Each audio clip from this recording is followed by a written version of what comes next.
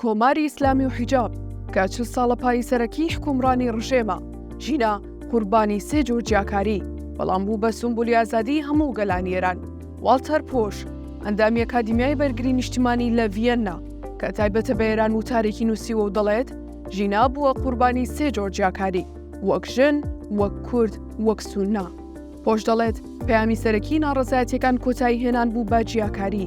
ئەو پێی وایە ئەوەی بە تایبەتی بۆ ڕژێمی ئێران بێزار کردبوو ئەو هاودەنگێ بوو کە لە نێوان کەمینە نەتەوەیە چەوساوەکانی دیکەی ئێران دروست بوو کە زۆرینیان بەلوچی سون نەبوون لە باشووری ڕۆژئاوای ئێران.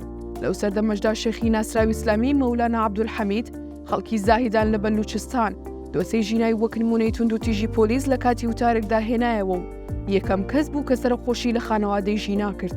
لە ڕاستیدا بە زۆرینەی بۆچوونەکان ڕژێمی ئێران بە پڕۆپاگەندەی وەک ئەوەی کە گوایە گروپە کوردیەکانی ئێران نەک هەرهادری ناڕەزایەتیەکانن بەڵکو هەوڵی دابەشکردنی ئێران دەدەن تا ڕادەیەکی زۆر سەرکەوتوو بۆ لەوەی هەماهەنگی نێوان گروپە نەتەوەییەکانی دیکە کەم بکاتەوە.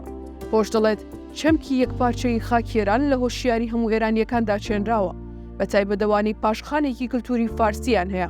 ئەم استراتیژیەش خزمەتێکی باشی بە ئامانجی دابەشکردنی ناڕەزایەتیەکان کرد. شۆڕشی ژینا لە بنەڕەتدا و بەڕواڵەن لەسەر پرسە حیجاب بوو بەڵام لە ناوخندا هەڵگری چەندین دروشم و هێمای جیاکاری و جێندەری و نەتەوەی کۆمایەتیەکان بوو.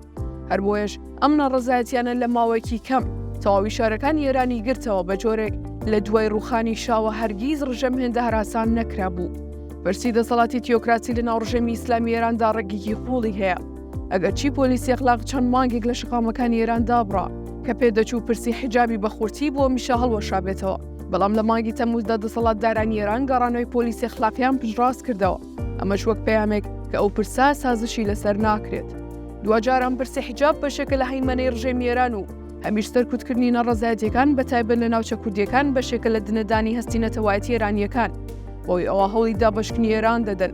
هەردووکیان بوونەتە پایەکی سەرەکی مانەوەی ڕژێمی ئاخوندەکان چونکە لە بنەڕەتدا ئەوان لەسەر بنەمای قەدەغەکردنی حرامکراوەکان دامەزراون و ئەگەر سازشی لێ بکەن مەترسی جددی لە سەرمانەوەی دەسەڵاتەکەیان دروست دەبێت.